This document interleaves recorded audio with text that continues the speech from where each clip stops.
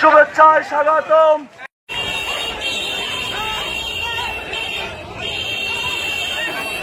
চলে আসছিলাম ডাক্তার কোর্টে, ওইখানে আবার তৃতীয়বার আমাদেরকে বাধা দিচ্ছে।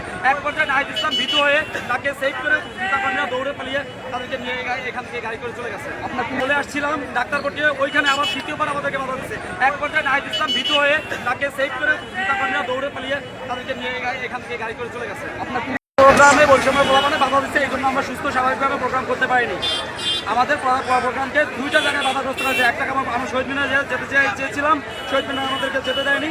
পরবর্তীতে আমরা বাধ্য হই কাপুরিয়াপট্টি ইসলামী ব্যাংকের সামনে পথসভা করতে বাধ্য হই। এরপর যখন আমরা ওইখান থেকে চলে আসছিলাম ডাক্তার কোর্টে, ওইখানে আবার তৃতীয়বার আমাদেরকে বাধা দিচ্ছে। এক পর্যায়ে নাহিদ ইসলাম ভীত হয়ে তাকে সেভ করে নেতাকর্মীরা দৌড়ে পালিয়ে তাদেরকে নিয়ে এখান থেকে গাড়ি করে চলে গেছে। আপনার পুরো নাম এবং ডেজিগনেশনটা যদি বলতেন। আমার নাম মাইনুল ইসলাম মান্না, জালকারী প্রধান সমন্বয়ক। আর ওরা যে দাবি করেছে যে এই যে আপনাদের কমিটিতে আওয়ামী লীগ বা আওয়ামী লীগের লোকজন আছে, এরকম কি আসলে এই বিষয়ে? আওয়ামী লীগের লোকজন কি আসলে কি বাংলাদেশে কি আওয়ামী লীগের লোকজন এখনো কোথাও আছে?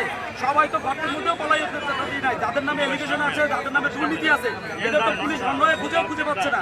তাহলে যদি আমাদের দলের মধ্যে যদি তারা থাকে, তাহলে কিভাবে তারা এনসিবি করে? তাহলে আপনাদের কর্মসূচি কি এখন চলবে না? সংক্ষিপ্ত আমাদের কর্মসূচি সমাপ্ত করা হয়েছে। নাহিদ ইসলাম চলে গেছেন, আমাদের কর্মসূচি সমাপ্ত হয়েছে।